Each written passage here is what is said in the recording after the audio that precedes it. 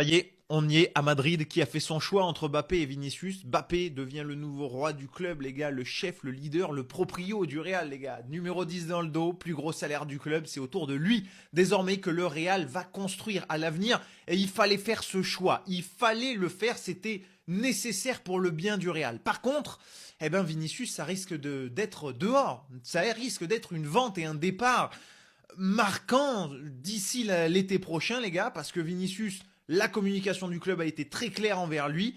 Pas de prolongation aux 30 millions qu'il demandait pour être au même salaire que Kylian Mbappé. Soit il accepte de prolonger au salaire que lui propose le Real actuellement et de devenir, entre guillemets, le sergent de Kylian Mbappé à l'avenir. Soit ce sera une vente au maximum et au plus tard l'été prochain. Aujourd'hui, Vinicius, il lui reste que 2 ans de contrat. Donc le club a le couteau sous la gorge. Ils veulent à tout prix ne pas le perdre libre.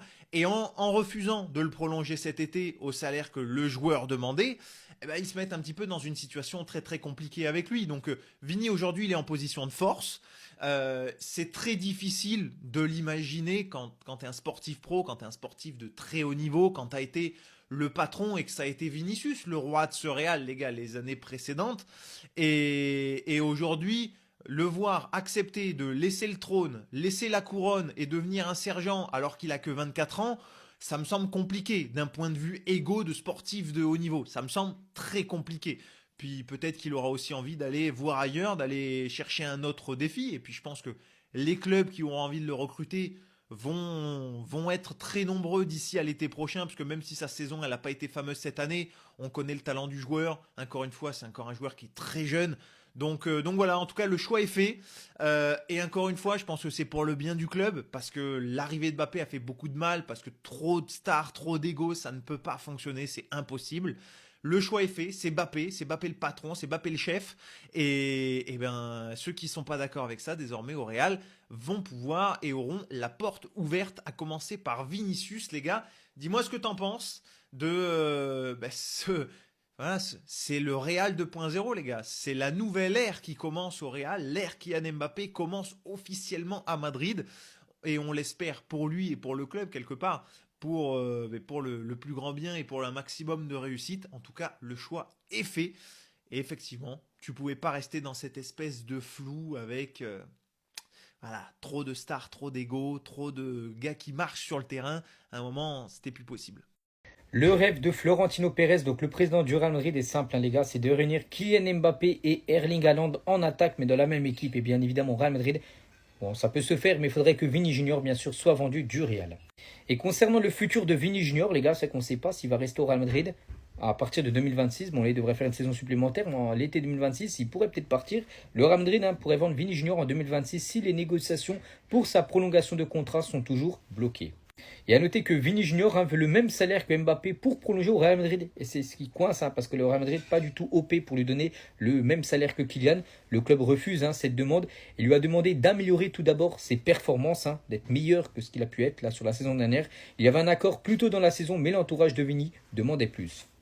On va parler cette fois-ci d'un autre Brésilien, c'est Eder Militao. C'est que les 2 dernières années ont été compliquées, hein, pour lui, avec 2 grosses blessures, hein, 2 fois les ligaments croisés. Et Xabi Alonso fait 100% confiance à Eder Militao.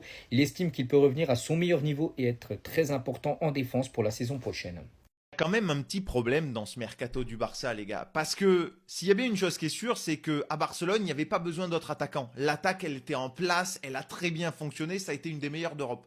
Par contre, la défense, les gars. La défense, ça a été ton gros point faible toute la saison, mais là, tu as cherché personne.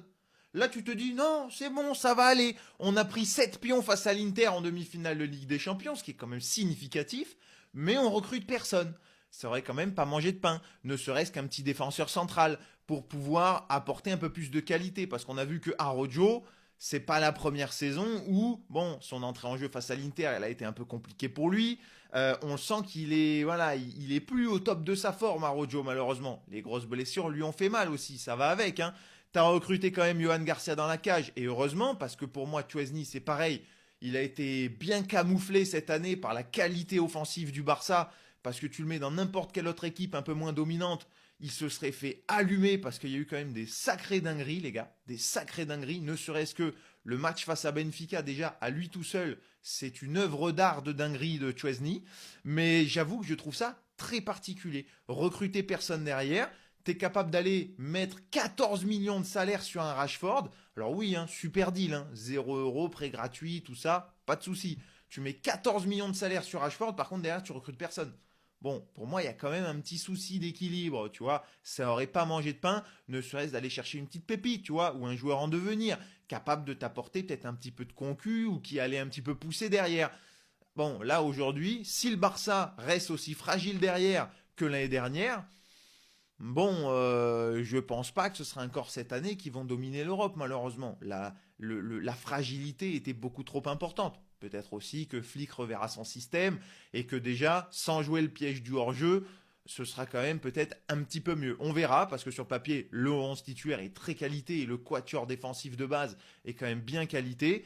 Mais on a vu que les fragilités, elles étaient là et elles étaient quand même bien costauds. Donc bon, très particulier, je trouve, de ne pas recruter qui que ce soit derrière. Dis-moi ce que tu en penses en commentaire. Real Madrid, ils veulent créer des problèmes avec leur mercato. Regarde, ils ciblent 4 milieux de terrain. Le premier, Rodri. On s'arrête déjà là. Donc Vinicius, il est encore au Real Madrid, mais il cible l'homme qui lui a volé son ballon d'or. Je vous rappelle que toute l'équipe du Real Madrid avait boycotté la cérémonie du ballon d'or parce qu'à la dernière minute, c'était lui qui l'avait gagné. Mais malgré ça, ils veulent quand même le recruter. Je crois que Pérez, il a oublié cette vidéo de Rodri qui chante totalement Vinicius en chantant Vinicius, ciao, ciao, ciao après avoir gagné le ballon d'or. Moi, je trouve ça bizarre de boycotter la cérémonie en soutien à Vinicius et quelques mois après, tu veux le recruter sachant que Vini est encore dans l'équipe. Sportivement, bien sûr, c'est logique, c'est un super joueur, mais ça va créer des histoires dans le vestiaire. Parmi les quatre, ils veulent recruter aussi McAllister. Le Real Madrid nous aiment trop, ils ont cru on était leur centre de formation. Déjà, ils nous ont pris Arnold gratuit. Ensuite, ils ont vu que prendre nos joueurs gratuits comme Arnold ça marchait. Ben, ils se sont dit on va aller prendre Konaté. Maintenant, ils sont sur McAllister. Mais ils nous kiffent trop. Venez, prenez-nous tout en fait. Prenez nos coachs adjoints, nos jardiniers, nos kinés, nos ostéos, notre logo. Prenez notre logo aussi. Et bon, ce qui me rassure, c'est que McAllister, lui, il est pas en fin de contrat. Donc si Pérez le veut, il faut qu'il sorte le chéquier. Mais Pérez, en ce moment, non, il les veut gratuits. Après, il reste deux joueurs safe à aller chercher. Enzo Fernandez ou Barella. Et c'est des très bons joueurs. N'allez pas chercher Rodri, vous allez vénérer Vinicius. Ou ne venez pas chercher McAllister. Là, j'ai l'impression que vous faites une fixette sur Liverpool. On peut difficilement s'empêcher de penser à ça, les gars. Quel flop Joao Félix qui, c'est symbolique aujourd'hui. Retour à Benfica, 6 ans plus tard, pour 25 millions, soit 100 millions de moins que ce que l'Atlético l'avait acheté à l'époque. Et alors oui, je sais, on va me tirer ma veste dans les commentaires en mode « Oui, mais c'est 25 millions ». Je sais, pour 50% des droits du joueur, plus Chelsea garde un pourcentage à la revente. Donc voilà, c'est pas sa valeur marchande aujourd'hui. Mais la symbolique est forte. Aujourd'hui, c'est retour à l'envoyeur. Et on peut pas s'empêcher de penser, voilà, quel flop.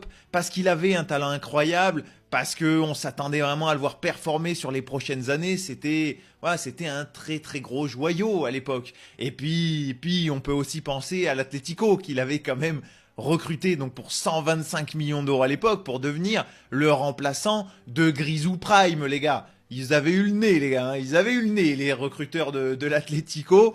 Mais voilà, t'es passé un petit peu partout. Atlético, Barça, Chelsea et Milan. Et dans aucun club, jamais il a réussi à s'imposer. Nulle part, les gars. Nulle part. Il n'a jamais réussi à vraiment montrer, prouver sa qualité, son talent et s'imposer dans une équipe.